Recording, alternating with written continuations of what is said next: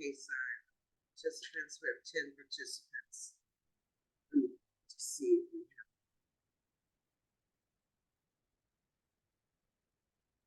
There's nobody here. On this committee. But anyway, yeah. So we don't have quorum.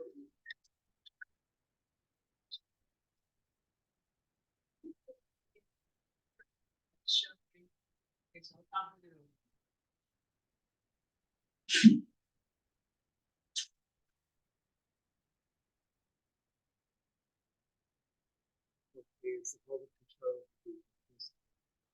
Yeah, they're remembering the same thing. All right, so we do not have a quorum this evening, but we do have 12 persons in attendance. So hello, actually 13. So hello everyone, and thank you so much for coming virtually. We do have members who committee members. This is my very first time not having a quorum. And so it's a strange feeling for me, but everyone who's here is important. So we'll get started. And there is one thing should have quorum here that we will go over. So the meeting is called to order at 6:38 p.m. And the agenda, if you're here or those online have the agenda. Actually, we have virtually, we have a great turnout. But anyway, so we have an agenda. Let me just add to the agenda two things. We have someone from Emma Bowen who wants to announce a couple of events for March 23rd. So we will add that to the agenda following the CUNY presentation from Ms. Joyce Freeling. And then should we have a quorum, I do have a resolution saluting healthcare workers. All right, so we'll just go straight to announcements. And Chris, actually, I'm thinking the persons from Emma Bowen, do they want to be under announcements? Is it just the announcement of an event?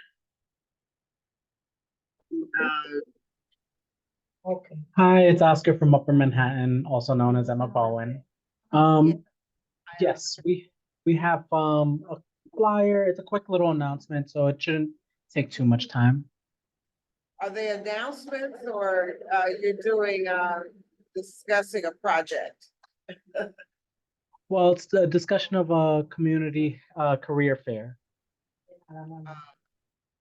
Okay, so let me just have you go ahead then, Oscar, and welcome.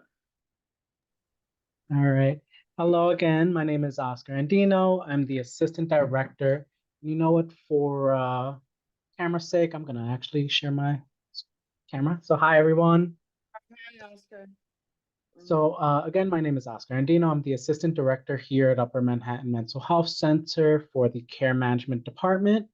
And we have an upcoming career fair that we wanted to present as part of the community. So we love to kind of incorporate the community in everything that we do. And we've recently been growing into doing more community affair, like a back to school fair, and doing a lot more stuff within the community. So we wanted to invite you guys to our career fair that's coming up on March p.m. and it's going to be going over a few different positions. So not only are we opening the doors to bilingual care managers for both adult and children care management, we're looking at community outreach specialists, residential care manager, bilingual substance use counselors, certified recovery peer advocates, clinical supervisors, occupational therapists, and a few others. So, as we are starting to kind of like build our relationship with the community, we've been, reaching out and saying, okay, we have a lot of great people who live in the community, and we even have people on our team that work in the community, and who better to service our community than some of our community members. So, some of the things that we do on our end, or what I do on my end, is care management services. So it's social work in a sense. It's care coordination services for chronically ill persons. So people who have two or more chronic conditions, SMI, which is a severe mental illness, HIV and AIDS, or substance use. And what we do is we coordinate care for them and try to get them to a better quality of life by connecting them with different providers, ensuring that we're advocating for certain services, as well as basically making sure that they have access to care. Um, it's a mixture between medical, mental health, substance use, and even social determinants of health. So a lot of times what I say is, if you're not sure if your care manager can do it for you, just ask.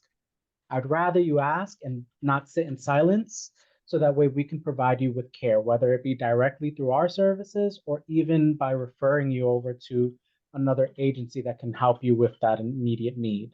Whether it be like, I need assistance with vocational services, I want to find a job. That might be something that we don't do directly, but we can do like the uh, resume building, we can do mock interviews, and we can also connect you with other community agencies that can assist you with vocational placement and stuff like that. So it's very much, just trying to figure out how can we improve the quality of life for individuals and make sure that they are reducing ER visits, hospitalizations, and having access to care. Okay. So that the career fair is March 23rd. That is correct. March 23rd at from 10 to 4. And there's a flyer that I can send over to you guys. And I think maybe Chris might have sent it over as well. Yes, I know I have the flyer, and those on the Zoom can get it from if you put it in the chat. They can pick up the link in the chat and send it to Youth of Prince. I think he already do you know if it's sent to Youth of Prince already at the district office? I haven't. I'll send it to her tomorrow. Okay, I think it is, but he'll send it. Thank you. Now, was there a second announcement? I think that was all on our end. Okay, okay. Thank you, Oscar, and hopefully you'll hang in there with us this evening so you can hear the rest of the presentations that are coming in. Thank you so much for your time. Thank you. Now, do we have someone I know that we have someone from Department of Health, but they are not necessarily slated to present. So is there Pauline Ferrante here or someone from her department? If not, we will move forward. We have a special guest this evening, Ms. Joyce Freeling, who is here in person with us. And she's the designer of stakeholders engagements, and she has a special project from CUNY's remote earth sensing technologies. And Joyce, I'll let you talk more about that and your role. So we will spend time listening to her project, the project idea, what she hopes to accomplish, and how District 9 plays a role in that, or can possibly play a role. Joyce, welcome. Delighted to be here. So let me give you just a brief overview of the work of CUNY Crest. CUNY Crest is an institute at City College. They are a global remote earth sensing technologies institute. They're partnered with NOAA, which is National Oceans, and with NASA. They use NASA satellite systems and share data. So most of the data's focus is on climate issues, both on the ground and related to things like flooding, heat island effects, various other impacts of climate on the population. And they have projects currently in many different areas. My role as Director of Stakeholder Engagement is both designing projects that I know we have the capacity across City College to participate and to connect with the community. The project I'm going to talk to you about today is focused on both health and the environment. The overview here is to create an urban farm, either vertical or rooftop, a aquaponic farm. But because we want to build a culture of health, to add both a therapeutic teaching kitchen and a restaurant, so that the produce that's created through the farming system is,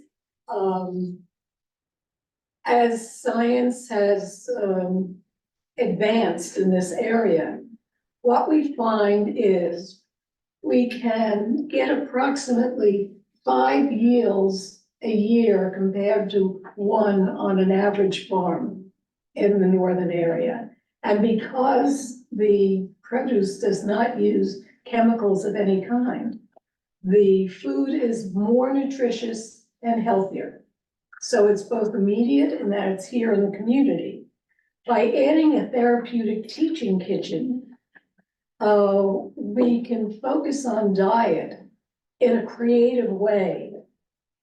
And one of the things that it allows us to concentrate on would be improving overall health, both on a preventive basis and on helping people who may have chronic health issues that might be related where diet can relieve that. In addition to that, at the forefront of science as far as nutrition goes is a new direction emerging called precision nutrition that's actually designed for individuals. So that research is producing enough data today to begin to focus on individual diet that is both preventive and healing. Anyway, that's a couple of years down the road, but the data we can collect from a therapeutic teaching kitchen will also inform that project. So there's economic development in a restaurant and in the produce, because the produce can also be sold in the community at different markets. And it can reserve some for food pantries where there's food insecurity. In addition to that, we're exploring the retrofitting of 2 or 3 blocks of buildings with some of the new innovations that are in New York, accelerators and incubators, in terms of heat pumps and various other systems for inside, as well as new materials that have evolved for surfaces that reduce heat where there are heat island effects, and add greening in the community so you actually can have a visible area where you can see the difference on what these emerging directions and innovation is going to create in the community. And this would be a first for a much larger growth of a demonstration program that we hope to be able to advance in the community. For the benefit of the community and as a prototype for the city. So it's a project that can become a teaching project much more broadly across the city. Very interesting. And it's, oh, go on, Joyce. I was just going to say, we're currently dealing with the National Science Foundation for initial funding in what's called a Civic Innovation Challenge grant, which requires the community be engaged. And this is not something we want to do. We want it to be co-creation with the community so the community adopts it. And as other innovations are introduced, the community adopts them. So in terms of fostering a culture of health and preparing communities for greater resilience and sustainability in the face of climate change, you have both of these working in concert for the community's benefit. And just in case I missed it, I know in our earlier conversation, you mentioned that how much land or how many buildings, what kind of size unit to conduct the project do you need? I may have just missed it tonight as I was I writing. haven't said. Oh, okay, so I know you thought about it earlier in an earlier conversation that we had. Yeah, I'm getting some, I have a consultant coming in on the project who's done both vertical and rooftop as far as farm goes, so I can get a little more information on that and get it out to you so you can report back on it next month. And for the therapeutic teaching kitchen, we will have the Boston Medical Center on the advisory because they have the first in the nation therapeutic teaching kitchen and a rooftop farm. So I had spoken with them about being an advisor to the project. So for that, they provide a good deal of the kind of framework where they've already gone through their bumps in terms of establishing a new idea and a new project, which makes it easier for us to do something without having or running into walls or making mistakes. For the urban farm, Michael Chen is someone who has consulted to and helped vertical harvest, which is a get done. Hold on one second. Is someone saying something? Oh, just mute. Someone was talking. Okay, sorry, Joyce. No problem. Uh-huh. And Farm One in Brooklyn as well. And two others in Maryland, which are rooftops. So we have that, and he made some suggestions. I'm also dealing with the Clean Coalition, because we're thinking about, when we find the right sites, a microgrid. Urban farms use up a lot of electricity. So the microgrid would reduce the cost of electricity significantly and provide reserve energy that could be sold back into the grid. So looking at all of the elements of where you can have both economic development and community contribution in the way of a teaching kitchen. You have a lot of assets that aren't just focused on one thing, but more of an integrated system of resources. And I tend to design integrated systems because you get infinitely more impact for the cost of doing it. So I'll have, Michael is getting me more data on the size of a rooftop, if it's going to be a rooftop, or what would we need for a vertical building. So I'll have more information there. And hopefully, if we can find something that's contiguous with some blocks that could be retrofit, we would then be able to have a microgrid serve the whole area. So we'll see what the possibility is there. But right now I've been gathering the data on what would be needed. So it's people who participate in community groups who would not possibly like to participate. And then I will let you know the kind of buildings, because finding the right facility is going to make a difference. I have some notes out to a few people to see what their thinking is, but we'll have, in the next couple of weeks, we'll have more detail on what is possible to consider. Monique has a question, and welcome, Monique. You have to unmute. Okay. Yeah, Mhm. no, I know. Thank you. Can you hear me? Yes, very well. Thank you. I heard, and I'm sorry, the name of the last Joyce presenter. Freeling. Joyce. Thank you, Freeling. Joyce. So, there was a presentation that was sent. You didn't display it while you were talking, correct? No. Okay, so we were supposed to review that on our own before Joyce presented? Actually, the display, that's that That's the thicker doc. bigger one, okay. And I'm not sure if that was one you meant not to send, but I did send it to the committee. Well, CUNY Crest is part of, CUNY has recently formed the CUNY Climate Consortium. Because across the CUNY campuses, there are a number of science labs that have done a great deal of research. And there's also the climate exchange that's going to be built on Governor's Island. So we're going to have a lot of expertise for solutions for climate here in New York City.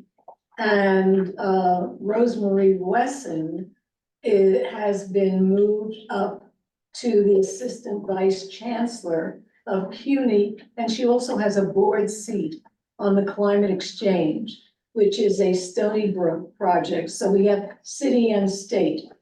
And what we're really looking to do long-term is create a city-state prototype for a national, international showcase of solutions for climate health, new economic development, and essentially community resilience and well-being. So we kind of got that. Oh, sorry, Laquita. I'll just say it's kind of like premature because she had not intended to send Okay. it. We have it now in advance, even though she didn't. So, okay, that's fine. So what is the deadline you're looking to implement this, Joyce? And it sounds very interesting. I liked all the concepts that you presented. Certainly something like that would benefit our community. And I would even tell you, if you haven't already, to connect with one of our longtime community partners, We Act, because they're passionate about environmental justice as well. Yes, she reached out to them earlier on. Yes. Okay, thank you. Are there any other questions? I don't see another hand.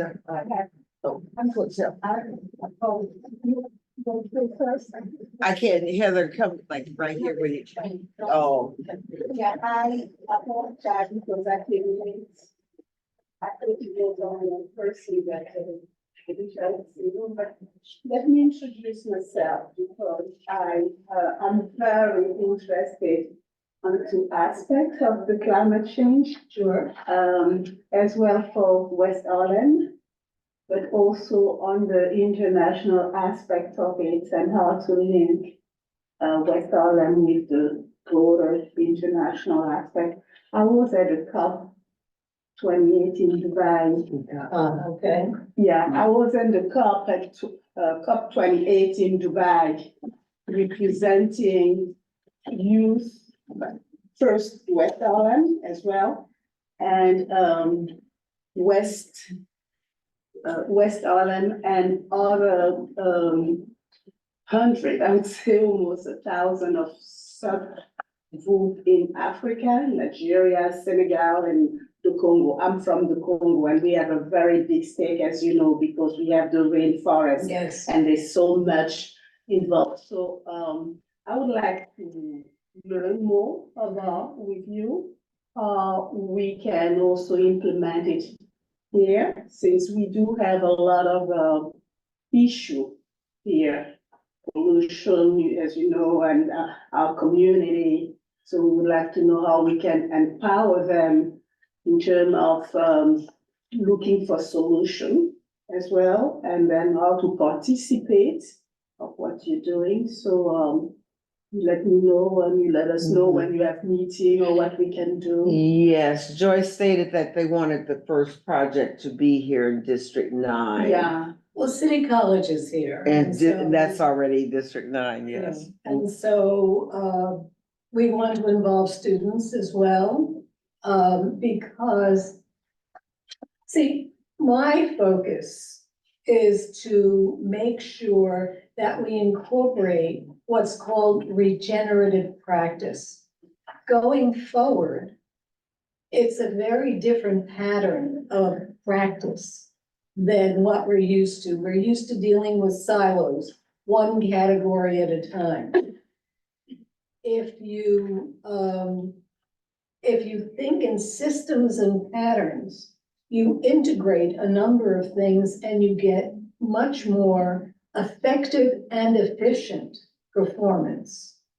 And it's really systems design that's aligned with natural systems. And it's called regeneration. And so the two focuses of the future are regeneration and sustainability. But you need to practice regeneration to get to long-term sustainability. are you looking for high schooler, or you will start as Well, lower than we think elementary? if we create a therapeutic teaching kitchen, it can be all ages, Okay, from elementary school to grandmas. No problem, because it's the investment in exploring new ways of, eating new types of foods that are, more nutritious in terms of, the kinds of foods that can be produced in indoor farms these days. How long do you think it would be a pilot first, or you mentioned Boston has the first project, so I'm not sure if this would be a pilot for It's a City pilot with the College. city. And how long of a program do you anticipate the pilot? Well, we're looking at, in terms of CUNY Crest and the city as a whole, because the city is very threatened by climate. We're rising seas, we have over 70% emissions about remaining buildings. So we have a lot of work to do to move the city towards sustainability. But the opportunity is also that you have a lot of emerging innovations in incubators, in colleges, in businesses, in accelerators in the city. The goal is to advance economic development as well by integrating them in a way that they can be scaled. So you have increased economic development, education and training for those directions, because these are new directions. And and realizing the benefits of these innovations, rather than having them struggle in a lab to get some traction out into the community. So it's educating the city and citizens in the city about the various options and opportunities. as So well. you're not sure how long the pilot would take. It's kind of hard. You need to So, build it. because I know you're looking for a grant, year. you're looking for a letter of support, I think you mentioned. So I assume that maybe there's a certain time period for the grant, if it's 3 years, 2 years, or Well, we're whatever. looking to build the program so that it's self-sustaining. Mm-hmm, So that the investment up front to get it up and running, you have two threads for entrepreneurial activity or economic development. You have both sale of produce, and we want to include a restaurant to the public, so that a lot of what's learned in the therapeutic kitchen, as it becomes more valuable, the restaurant itself can take some of those recipes and share them in the community. So you have a restaurant with a healthy food focus, as well as the produce sales. And I'm thinking about whether we should do this as a B Corp, which means a benefit corp. So you can also build with sponsorships and grants for the therapeutic teaching kitchen. Would like to wonder, do you have a model? Do you follow a model? This, Of the therapeutic teaching Yes. kitchen, yes. Boston Medical Center, we did a conference with them, so I've gotten to know the people there very well. And I asked them if they would be an advisory to the development of this project, and they've agreed. And there's also something called the Teaching Kitchen Alliance. So they can serve as a resource in setting up a teaching kitchen. okay. So what is the impact for that model already? Impact in terms of reaching out and in terms of, The The Boston indicate- Medical, it's a not-for-profit, and they have an annual donor dinner, and they have contributions from the community. I have to find out what green roof or the produce that they create on the roof top. If they sell any of it in the community, or if it's all part, and I know that they use some of it in the cafeteria. and I guess another question, it might piggyback on Clotilde's question. What kind of data, or how are you collecting actual data or the research? What will be the are you looking for findings or just the economic Well, benefit? you want, economic impact, you want health benefits Right, how will you, of the data from health benefits. So you have to start with a baseline. And then, see how many people in the community will be participating. And, data is not, collected as identified for any specific person. It's really, the amount of, or the number of people, how they use the kitchen, whether they prepare their meals at home, how many times they may do a similar meal preparation at home, et cetera. And if you have people who are coming to learn, who have chronic diseases, we can chart the numbers of people who may have those kinds of conditions.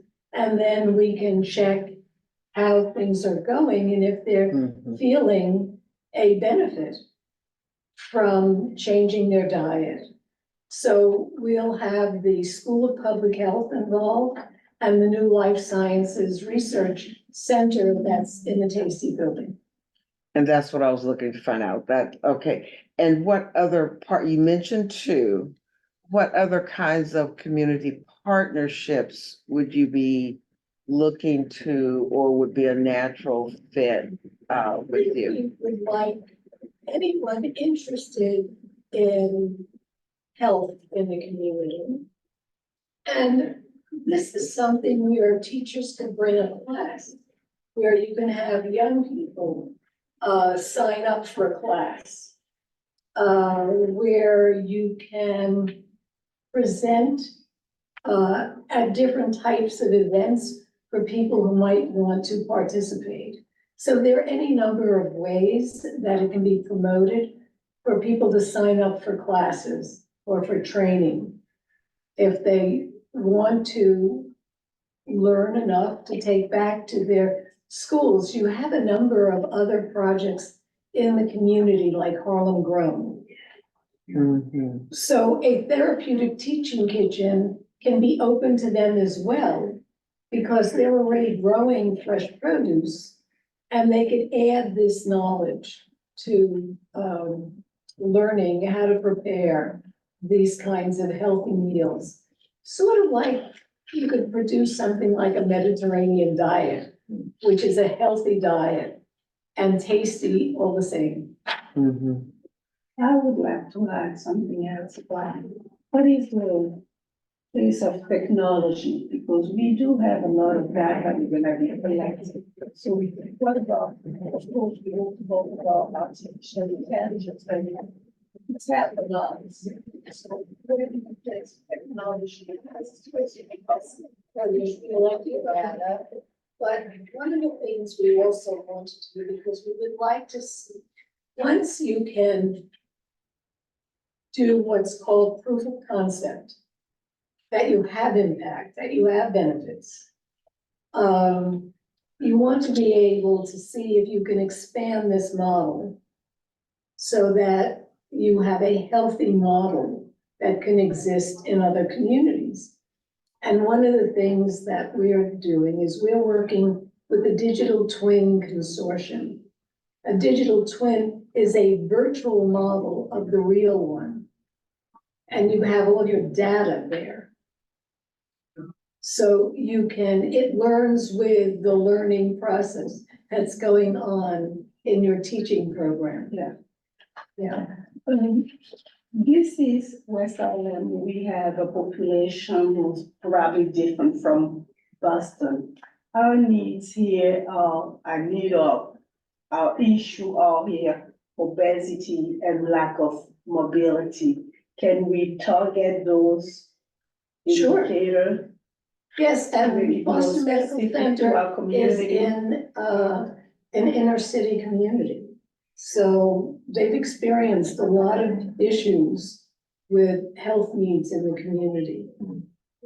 So they have a lot of information to share, and they've offered to do that.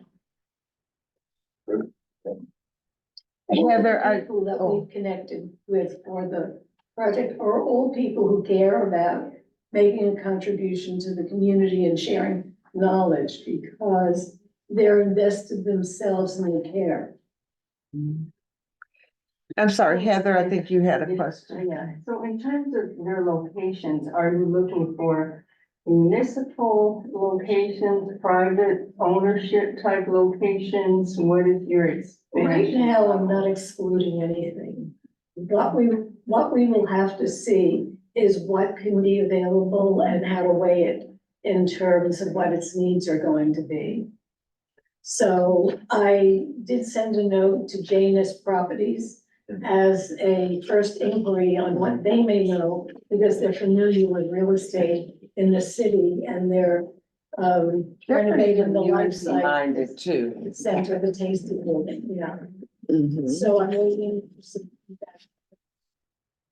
So, and then I have a meeting at City Hall, to talk to one of the people, who's doing environmental work there, to review what could be available with any kind of city property. We don't know yet, so we're just still gathering, but we're very focused on what we want to accomplish, so it's helpful.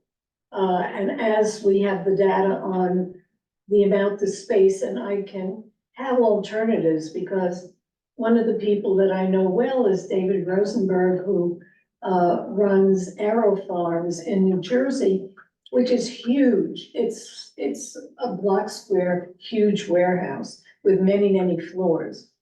And they produce a huge amount of fruits and vegetables that they sell to markets, and they are expanding in other areas.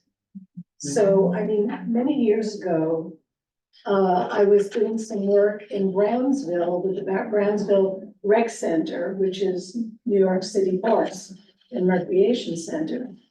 And I took some of the people who were on the science barge with me to take a look at the roof, because we were thinking about a rooftop farm, and this was quite some time ago, maybe 15 years ago. And the city came back with such a big budget to reinforce the roof. I said, this is not feasible to do this, because we wanted both to introduce fresh produce into the community and create a teaching system as well. But the person who came from the science barge, Biraj Puri, started Gotham Greens in Astoria, in a warehouse in Astoria. When Bloomberg was still the mayor, they helped fund it as a pilot project, and he's now all over the country. So I know the value of doing this in terms of an urban environment and access to high nutritious fresh foods. So So that- teaching kitchens, teaching restaurants may or may not be directly under the rooftop garden, per se. If you're going to stores from external, such as the farm and Jersey, or the fresh foods and vegetables, home-based meals that we serve. I'm not sure what everything you said. Yeah, the train went by, Yeah. and speak a little louder, Heather, because of those on. No, I'm just wondering, I'm thinking in terms of the restaurant, the teaching restaurant space that you were speaking of. It may or may not have the opportunity to have a rooftop type garden area. A lot of, many roofs these days are being utilized for other sustainability purposes, such as solar panels, for an example. Absolutely, yes. So, you mentioned the farms in New Jersey and other urban farms and farm grown and other areas where fresh produce could be brought in and utilized in a plant-based type restaurant environment. So I was just wondering if, the location, just looking at your entire concept, it can't have everything in one location. Are you looking to pull synergies from different areas, or do you want it all to be self-contained in one space if possible? Well, let me tell you why I think it's important to do that. What we want to be able to do is grow the demonstration project with other innovations that are emerging in the city. Because my feeling is one of the challenges of the transition to a sustainable, regenerative future, a resilient city, is you have innovations in pockets. It's a big city and you can't get impact, and people don't understand generally what they can't see. So you want to be able to create a footprint which you can begin to see and engage in the story and the directions of the future and the promise it can hold. And so the more you can bring things together, the more impactful is that footprint. And the more engaged people become in these directions. And what's the size of the footprint that you're seeking? Long term, I would like to see something community-wide that has impact in terms of, this is what the future of the city could look like. So in terms of the actual physical space itself, what size, what square footage do you need? in That order was to what make I this was asking. concept work? For this, that's why I'm starting with this footprint, because this footprint will give us a lot of information on what's possible in terms of further development. The alternative is if we have separate components, but a program that links them together, we can map them and we can create displays of the maps and help tell that story in terms of what those directions are about, because we can make them more visible that way. The objective is to get more visibility on what the promise is inherent in newer directions. So are you talking 1,000, 1,500, 15,000 square feet? Could be. I don't know yet. I'm not sure yet. And then I have to really see what the possible buildings could be available. And I've just started gathering that data now. Do you have a date, a starting date for that project? Well, we're working on the funding plan now. Mhm. So I would say it's gonna take a couple of months to get funding in. And therefore, the initial funding is focused on planning grants. Because planning grants don't have to have the finished product.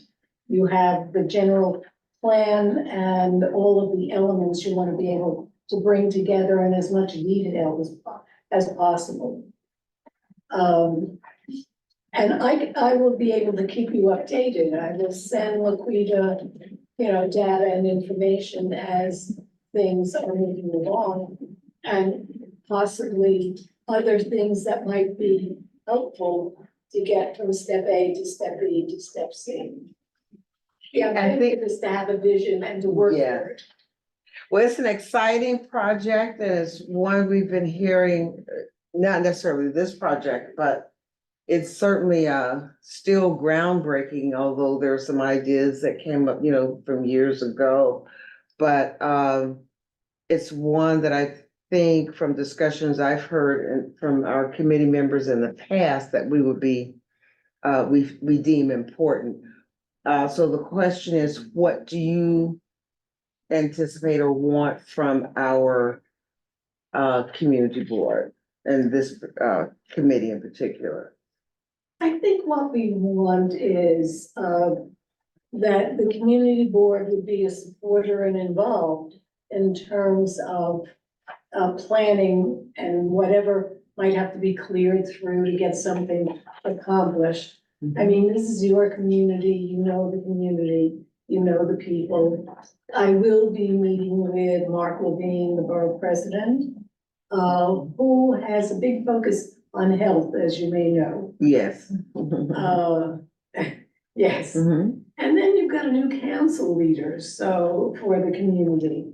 Who I'm sure will want to do something as a new council member, Mhm. that, will be valuable to the community. Mhm. So the objective really is engagement and support. In terms of whatever needs, et cetera, that could be worked out. Could you then draft a kind of letter of support that could be or Yeah. that we would find acceptable at this time, and then we would have an opportunity to get it sent out to all of our committee members and go from there. Because from there, if it's approved inside the committee, it advances to the executive committee. If it's approved there, then it advances to the general board. Okay, that's great. I can do that. Right. So someone had asked, Dr. Ronstrom had asked in the chat she missed your name. So it's Joyce Freeling, Freeling, and she is with City College of New York, presenting this, the CREST program, which stands for CUNY Remote earth sensing technologies. And her name and affiliation is on the agenda. And this project is in partnership with NASA, NOAA, CCNY, Columbia University, and some other universities as well. So with that, unless there's one other wrap-up statement you wanted, Joyce, I think we should move to the next topic because we have was just two other things on our agenda. Roll on. Thank you so much for calling, for the presentation, for all the work you've done, and good luck with that as well. So we'll look forward to getting a draft of your letter, what you see that would be helpful to you, and a letter of support, and then we'll discuss it here. Okay, great. Do you have a card of contact information? And okay, so moving forward, I kind of lost, I'm very pleased that we had 16 persons on Zoom. And we have a full quorum in terms of the committee. I was worried and said, oh my goodness, it's our very first time not having a quorum, but that's not true now. You all came through, and we do have our committee members. Most of actually Liz Eastman is on virtually, as well as Monique Hardin Cordero. And so I knew those two in advance. And so we have with us other committee members, of course, myself, Heather Jason, and Clotilde Manguia, and Monica Dula, who is a public member. I'm going to move on to an update on our CB9 Public Health Forum. And I tell you, there's a lot of work that's been put into this. We had the first big group meeting in a long time last Monday, because there have been so many things that had to be done in smaller settings and just one-on-one. So as you may know, or should know, Saturday, March 16, from 11 a.m. to 4 p.m. Is the vital information on our public health forum. We will open up at 8:30 for table sponsors. And we have about 36. I believe that's at maximum now. So unless someone donates one of their tables or other, then we are at a maximum, but it's a good kind of maximum. We have some really important groups and groups that we've been working with over the last couple of years, including of course the forum at Columbia has donated the space at 6, and we all enter at 605 West 125th Street. We have the Department of Health and Mental Health, and they have 3 of their units involved with us: Education and Community Partnerships, Neighborhood Action Center, and their Healthy Homes unit, all of which have had a representative present to us. The Brotherhood Sister Soul, through our partnership, Brotherhood Sister Soul, which has come through our friend at CUNY School of Public Health, Deborah Levine. We have the Tall Omega Charitable Trust Fund, We All Really Matter, Emma Bowen Community Center, the BioBus. All of us research put together 2 groups, the Community Center Connect to Me and Ignite. Those are 2 programs. Housing Works, the COTA Alliance, which is an alliance of about 12 other or 18 other associations. And then we have the Perinatal and Infant Community Health Collaborative with the Birth Justice Defenders and Northern Manhattan Perinatal Partnership, We Act, and Wired Broadband. So, Health First and Gilead Sciences, Heritage Healthcare Center, and the American Italian Mammogram Screening Van. And colonoscopy screening. So it's really, we have just a very important set of sponsors who will have services to offer. They'll have giveaways, handouts, where they can talk to you, and some of them will talk to you on the spot. We have some who are doing demonstrations like 3.5 acres yoga, and Housing Works have displays, demonstrations that they will conduct. On the third floor, that space, which is about 2 or 3 meeting rooms, will be solely devoted to youth being 17 to 25, with an emphasis on youth and mental health, mental stress. The key focus on the main floor, in addition to those sponsors, will be medical researchers and experts. We have it's set up for 8 sessions. Thanks to Dr. Milano, we were working together. She said, well, maybe we won't allow 10 minutes set up in between presentations, but 5 minutes instead. So the 5 minutes really should work. We have a really noted set of presenters that we are very proud of. Thanks to, again, Dr. Milano getting us started, and Monique making such a wonderful reference to Dr. Hurd. We have physicians connected to, and I apologize for the train sound above us interrupting, but I'll give you a rundown of those 8. Dr. Emily Jane Gallagher is Associate Professor of Endocrinology, Diabetes, and Bone Disease. She's with the Icahn School of Medicine at Mount Sinai. The Community Center is presenting several research trials, and they will be in colorectal cancer. And they'll talk about it with us, metabolism and sleep quality. And then a third one on breast cancer medication management. We have Dr. Leah Habersham, who will deal with infant and maternal health and the issue of mortality that is on the rise in that particular area, specifically for women of color. Dr. Victoria No, who's come through CUNY School of Public Health again, will give, her focus will be on youth and mental stress via their current findings with the Harlem Strong Initiative. And then we have recommended to us by Monique, our very own second vice chair, Professor Yasmin Hurd, who is also with the Icahn School of Medicine at Mount Sinai.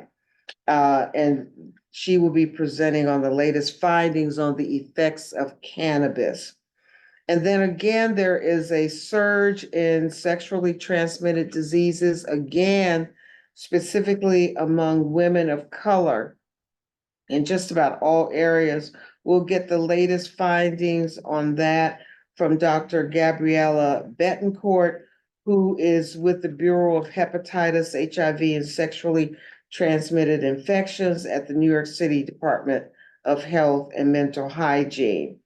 And we have our own Dr. Clotilde Manguia, who we hope will provide us with someone on, or she may present herself, just an overview on sickle cell disease, because there's some, at least for a certain population, there's some big news on that could really perhaps eliminate it among that particular population. Dr. Milano, I know that you're here. I don't know if you can, hopefully you're still there, like to add. Yes, Dr. Milano, I want to again just thank you. She got the mammogram screening van. They have a connection to Columbia Irving Medical Center. And they're doing that and the colorectal cancer screening. And Heritage, the organization that Dr. Milano is medical director of, will be providing services as well. So she and her staff have been all in on this, whether it's the parking. There's so many fine details. Will you add to whatever you heard me quickly say? Yes, so I mentioned it in prior meetings that what we'll do is that we Heritage will do finger sticks for glucose, blood pressure monitoring. We'll have our laptops with us and people who need to be connected to care. Our pediatrician will be there. So we're going to have a whole contingent there. And we have people who will be helping with the work with the flow. I'm going to call it the workflow. Well, the flow of how patients, clients go from possibly having a mammogram in the van and then coming back, and then do they go straight to one of the lectures? Maybe there's a lecture they want, and so we'll have plenty of people to help with the guiding people to where they want to go. And I think that that's pretty much it. We're going to send out flyers to all of our patients. They already started going out this day. There are a lot of them, so it will take a little bit of time. And I think the other thing too that we should add is that the mammogram screening van requires 20 people to be signed up, and your group has already gotten signed up before they actually can leave and be at our site. So they already have 11 just from Heritage, and I believe the American Italian cancer screening group has another number. I'm not sure how many more we need. yeah, Do you know? so Karen Schmidt, who's with the cancer program at Columbia, I know that her people were calling patients who needed mammograms to register them, but I don't have a number. I'm sorry. I think you had asked me and had a lot of. Right. things But I today. think our goal, but even at that, just seek people that you know who need women who need a mammogram, because we know that there are people out there and in our community. So that this is a service, you don't have to worry about being insured. The American Italian group works only with the uninsured. And then Heritage has a special insurance program also as a federally qualified health center. Yeah, so actually it is the Italian American Mammo Van that will take the insured and the uninsured. It is for the colorectal cancer screening using that it's not a guaiac test, it's a fecal immunochemical test. It's it's a little card. You take a little sample at home with this, it's not as bad as it sounds. Oh, And you put it in the mail. So those the Columbia Cancer people have said that they cannot give those to people who are insured. So we can help out. Heritage can help out with that. If someone wants to do it, we can do it for them. They just have to register as a patient of ours, and then we would give them the kit and give them the instructions. And so it's just the colorectal cancer screening that cannot be done for the patients with insurance. Why? I couldn't tell you. Okay. And I, at this point, want to call on Wendy. Wendy Mallett is chair of the Tau Omega Charitable Trust Fund. And boy, her organization came to us from the West Harlem Development Corporation. And they presented to us a couple of times in 2023. And they have a workshop, a program, Making It Through, that deals strictly with youth and mental stress. Wendy, will you talk a little bit about how you and our team, which includes the youth education and libraries co-chairs as well, helping out but you've really structured this so that it's, a program we can follow and be excited about. Yeah. How's that coming along? It's coming along very well, Laquita, thank you very much. So we will be the Tarmega Charitable Trust Fund will be collaborating with Triumph's research study to provide mental health screenings. And we will And Triumph, I just want to add that they're out of Columbia.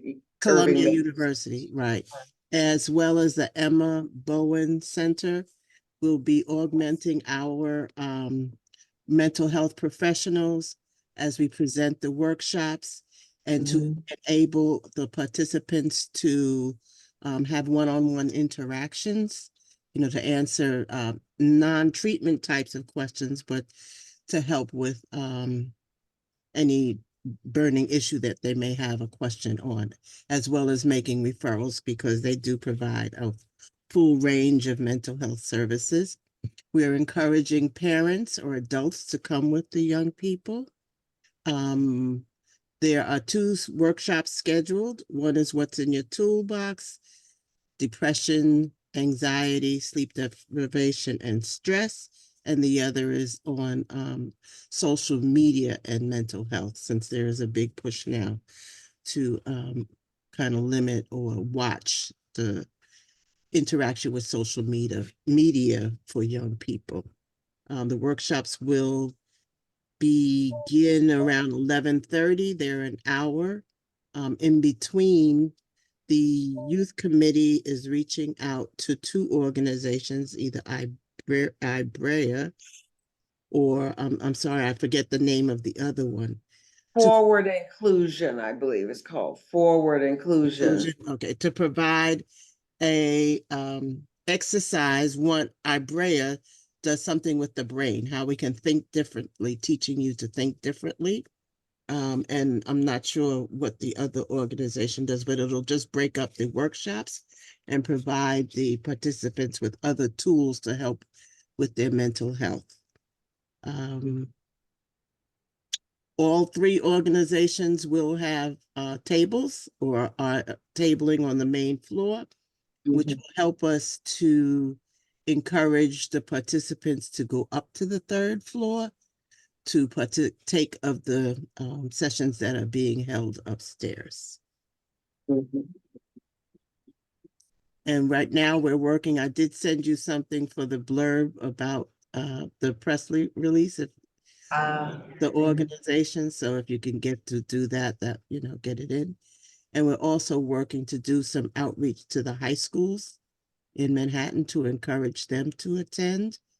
And if we have individuals or young people from the schools that are willing to take the information that they receive back and share it within their schools, at some point we will have a recognition program for them as ambassadors. It is in our program model proposal that we have ambassadors in the school, and something that Laquita has asked us to ensure that we do, just to encourage the young people and give them, recognition for participating and sharing.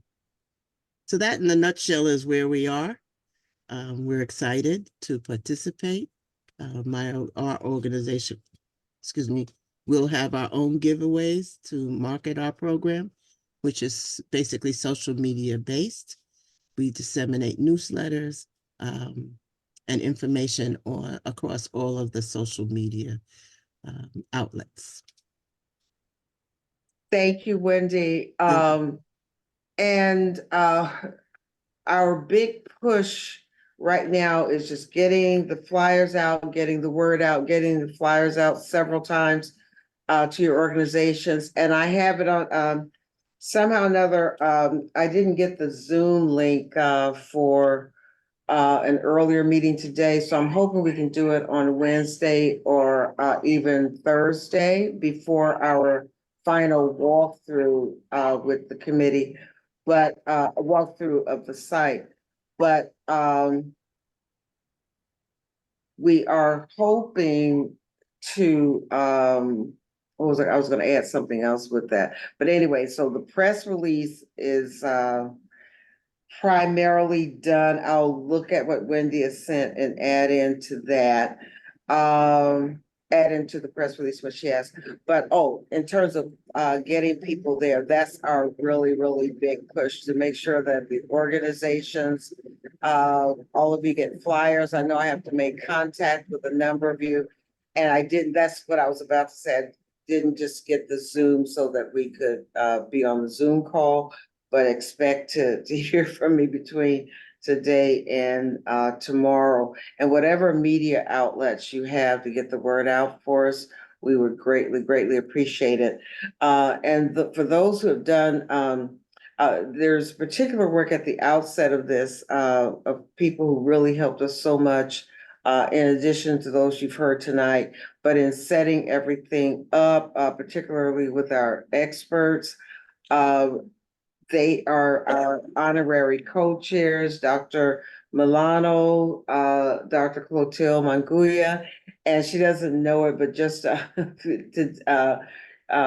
yesterday, Deborah Levine, because they've been so helpful in terms of the outreach to the experts, getting them so they can form the basis, the crux of what is, I think, unique about this particular forum. And so, yes, it is a health fair as well, but it's also a forum where people can, learn about the latest with clinical research and trials, an area set up with 60 chairs will be on the main floor with audio visual, and we have 8 time slots. Each presenter is no more than 15 to 20 minutes. It's just one person presenting their particular topic. That way you get, more for bang for the buck, because they're talking about one thing that's pressing our community and what the latest findings are and how we can gear ourselves and protect ourselves, or certainly to just be made aware. There will be a 10-minute Q&A, and then 5 minutes for, to just break away. That presenter may move to the side to talk to some people if they have other questions and all, or want some special instruction on where to go or what they could do. And then the next presenter comes up. So initially on the flyer email, it was always meant to be 11 to 4, but anyway, there was some information got mixed up when we just decided to accommodate with 11 to 3, but we are going to be 11 to 4. So everything will break at 3:45. So that we can, not be too late getting out. But please, please, please, we really need people to sign up, because we want to have refreshments too. We need to know how much refreshments we need to have. Any other statements or questions from anyone? Yeah, I had a question. Liz? Yeah, are the flyers available? Anyway, I didn't see them in email, just for community members. I'm thinking people in my community. I want to make sure that I can put them in their hands and remind them about it. What's that? The flyers, we can email it to you. You mean like printed flyers? Yeah, it's fine. Right Email. now, probably the fastest thing is I could send you an email of what we have now, but we plan to have a brochure. But interestingly, I think our brochure is going to be like what they're doing in theaters now with the QR code. It Yes. saves us some money. And I saw we're going to use Cinzia. What's Cinzia's like? Minigello. She's from the community, and she also has done some work for West Harlem Development Corporation. She's their graphics person. So she's done some beautiful work, and it looks great, and it'll be probably similar to that. It certainly saves us money, and we can get more information in as well. But we do have the flyers that were sent out initially in Spanish and English, and we had requested in French, but that didn't get hopefully, I can see if, those inserts can be done. Email is fine. I just don't recall seeing it because I'll just make sure that it's here within our community and our block association and different members. That's all. Thanks, Liz.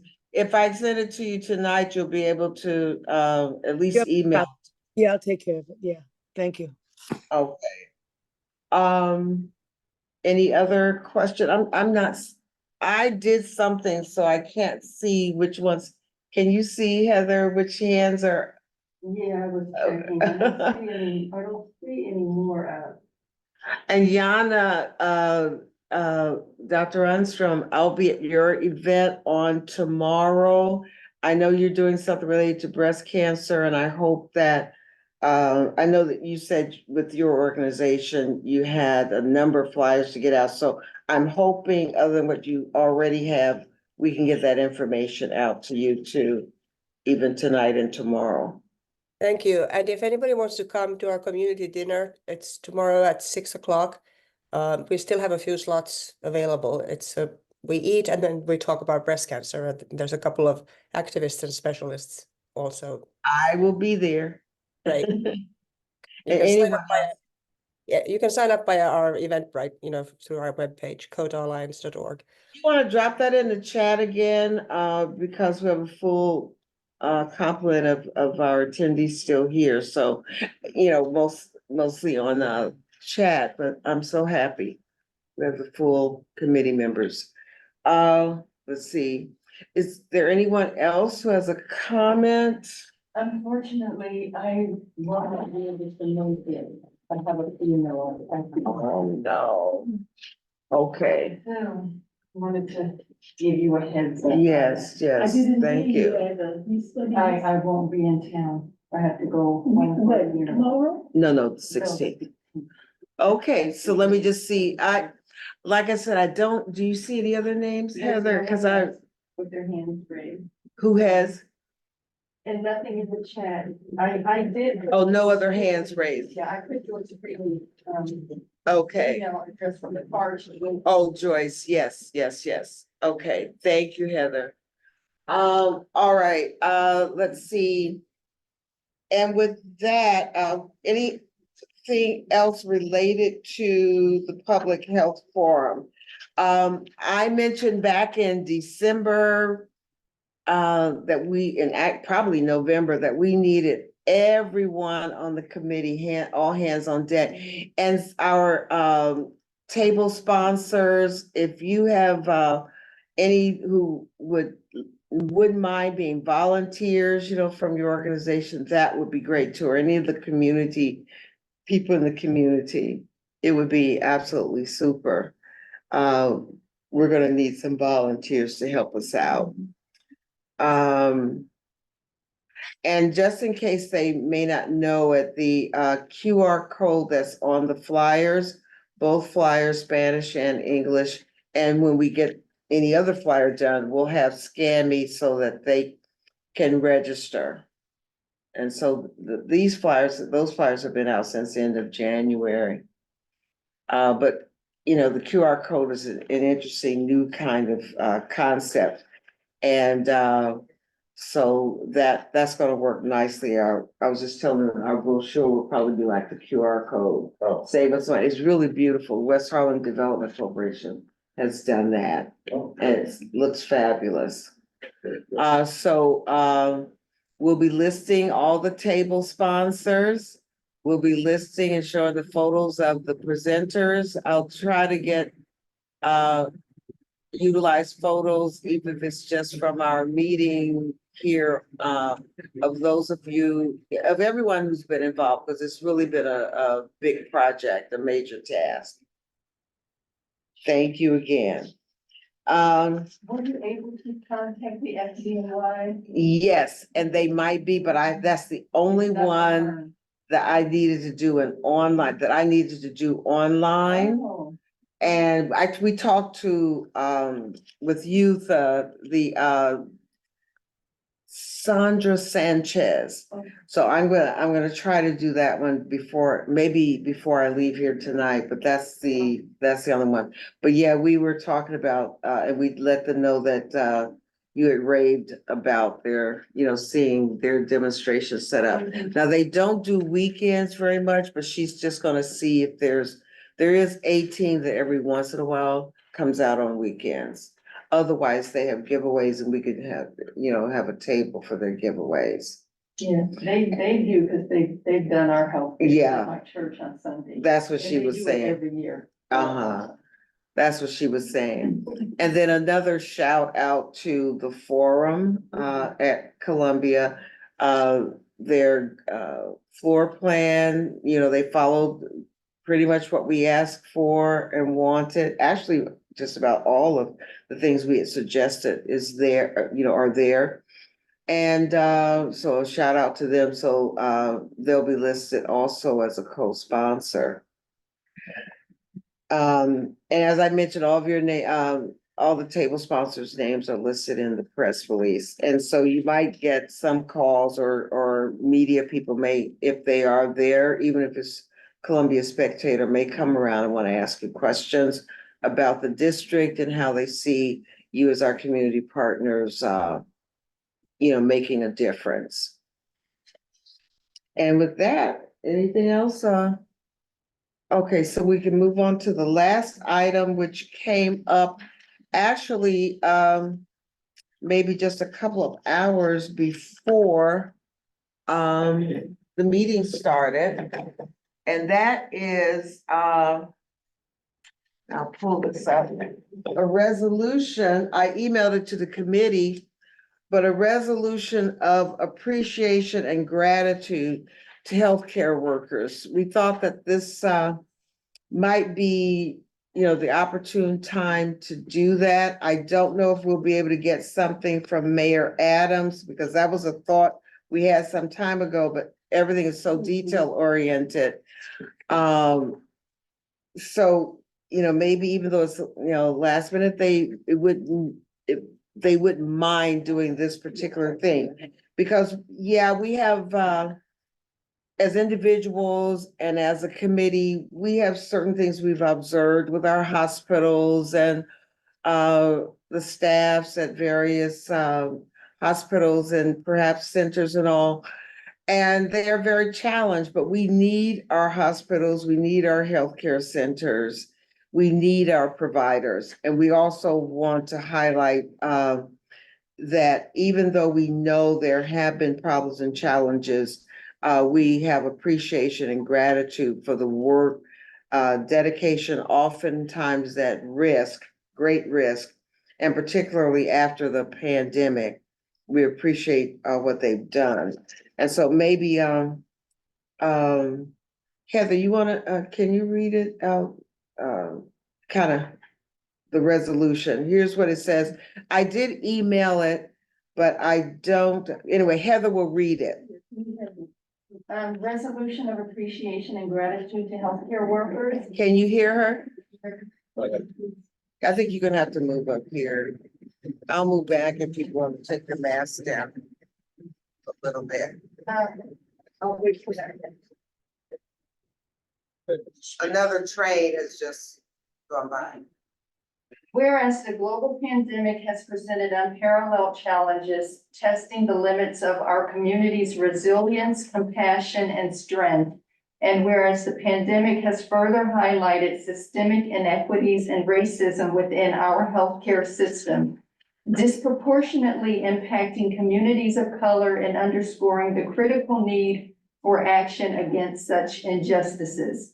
And whereas healthcare workers from diverse backgrounds have stood at the forefront, battling not only the pandemic, but also confronting the complexities of systemic racism, embodying unparalleled dedication and courage.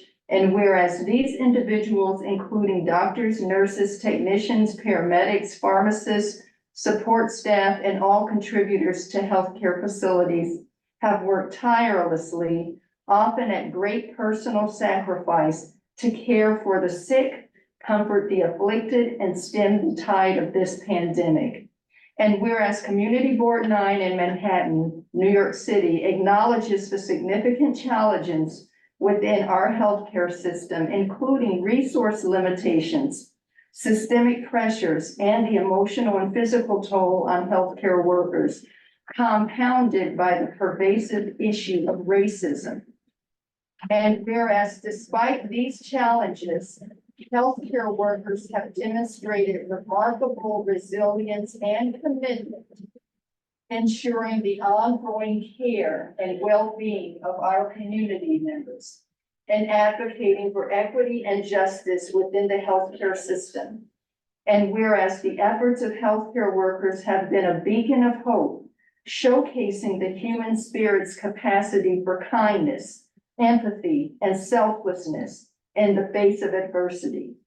And whereas Community Board 9, representing a diverse and vibrant Manhattan community, directly benefits from the dedication, expertise, and compassion of these healthcare professionals who serve as role models in the fight against disease and discrimination. Now, therefore, be it resolved that Community Board 9 in Manhattan, New York City, extends its deepest gratitude and appreciation to all healthcare workers within our community and beyond for their unwavering commitment to public health, exceptional care of community members, vital role in navigating the pandemic, and courageous stance against racism and inequity. Be it further resolved that this expression of thanks is a token of our immense respect and admiration for their contributions, affirming that the dedication and sacrifices of healthcare workers in the face of systemic challenges, including racism, do not go unnoticed. Be it finally resolved that a copy of this resolution be widely shared within our community and healthcare facilities as a tangible reminder of our collective gratitude, respect, and support for those who have selflessly protected and healed our community during these trying times, acknowledging their challenges and triumphs against both illness and injustice. Adopted this Whichever day, with date of March 2024 by Community Board 9, Manhattan, New York City. And of course, it's late for the general board to approve. This actually was started after the pandemic, because we know doctors were just having, well, a lot of providers just having a really rough time. But there's some of them that, went days without seeing family, and there were a lot of sacrifices, and people, everyone was on edge. But, bottom line, those, for the most part, some of us, didn't make it, others did. But it was with their knowledge, know-how, and doing the best they could, that it wasn't even worse than what it was, and it was pretty bad. So it was started then, and, continuing to through to today. So it won't be signed in time unless we do something special, sending it through email or other. You have to get a vote, Yeah, you need to vote here and a vote, but Right. It's not a rush. It's not, I guess it's not a super rush. We were also kind of hoping if we got it, well, we don't really need this. Maybe a letter is going out under our chair's signature to the mayor. And one of the things we were thinking about was giving it a name, Empowering Health, empowering healthy communities, something like that. Make it a day honoring, also in honor of our providers. So we're thinking of something. And so just to let you know that, give you kind of a heads up, that's what we're thinking, and this is prepared. So is there a vote? Can we get a vote on this? How many people on your committee? Everybody's here, as a matter of fact. Monique, in person, it has to be an in-person. Okay, so that means Clotilde, Heather, and I are the in-person people. Monique and Liz are virtual, approved virtual. But that's our entire committee. So do you want to, one of you has to move and second, Mhm. make a motion? Unanimous consent. Yeah. Hmm? Unanimous consent. Oh, or we could do you, that's, hey, Heather. So make that motion for, yes, we all say yes. Any opposed among the members, of unanimous consent? No, Oh, actually, okay. So, actually now I see Monica's hand up. Monica? And I hope your hand wasn't up for a while because this part of the screen just came up where I can see your hand. Monica Dula? Yeah, anyway, I see her hand up, but it could have been from before you, I knew I was having a I'm problem. sorry, I couldn't unmute. I couldn't unmute. I mean, I think that's nice, but you know, we have an issue now where Hochul will not sign the bill reimbursing, shall we say, public hospitals at the same level she reimburses private hospital. Medicaid is not paying what everybody else pays. The bill is on her table. She will not sign it.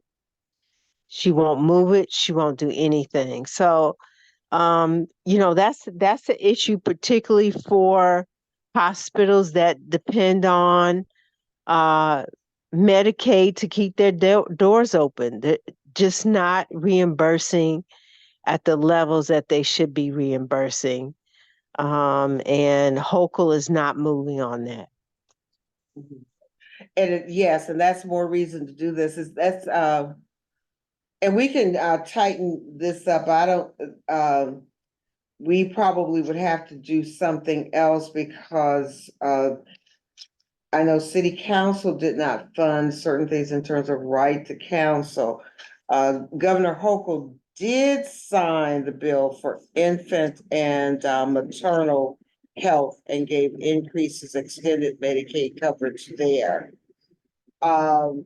But I think our resolution is more showing appreciation and gratitude to healthcare workers, but maybe we need to look at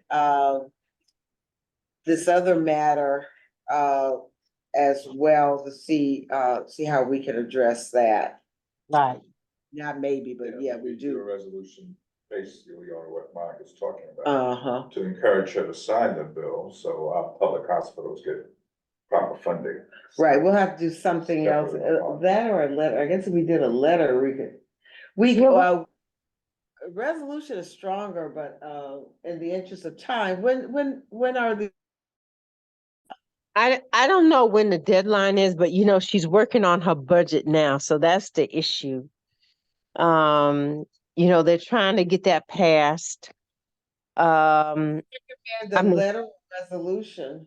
I don't know. I mean, maybe Al Taylor's office could help us. I don't know if they're doing something, or is there what would be the best avenue?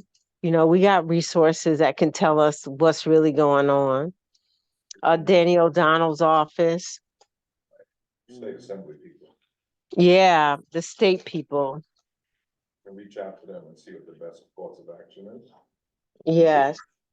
So, yeah, they're our representatives, so we put pressure on them to. Right, exactly. So that's something we can follow up on. Thanks, Monica, for bringing that up too. No problem. I mean, it's a big issue. You know, it could change, you know, Harlem from being a hospital that's barely hanging on by a thread to a hospital that could actually do more things for the community. Right, and that is always happening to our health facility. Always, you know, like, look, Mount Sinai's got a bucket of money. They're not spending it. So does Columbia. But, you know, Harlem Hospital has been our workhorse. Mm-hmm. Okay, so I made a notation. So Taylor, the state people, state assembly, state senate. So I guess Claire, Cordell Yeah, also. Claire as well. Yeah, I mean, they've got an internet campaign so that hospitals get fair funding, so that, hospitals that depend on Medicaid get fair funding. I mean, they're pushing it on Facebook, but we need to really figure out how to bring this home. Mm-hmm. Okay.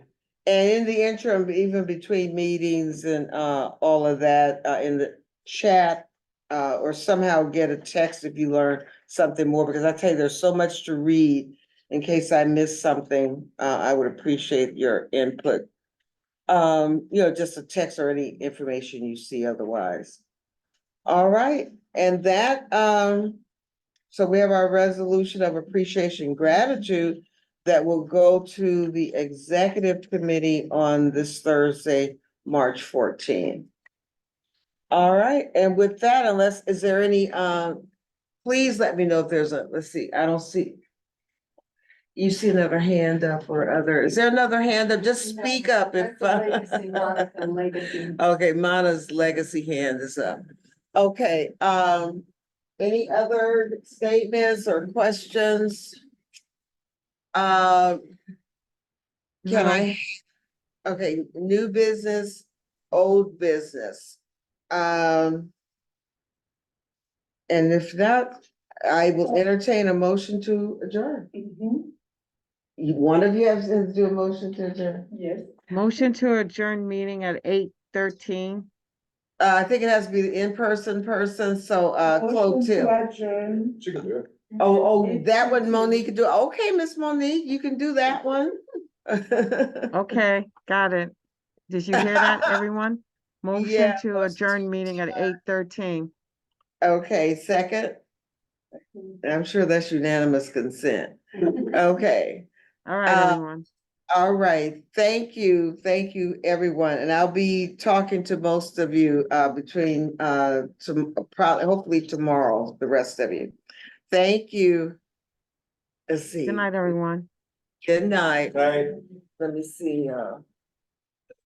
So in terms of which motions have to be in person, Victor? Vote. Vote. Voting on resolution. Okay, that has to be in In-person person. forum. So how do I end this? How do I get out? Oh, there it is. End right there. Oops. Yeah, I hit that first and nothing happened, but I did hit end. This one. Bye, Liz. Can you still, but you still hear me? I see you. Bye, Liz. I gotta send her those.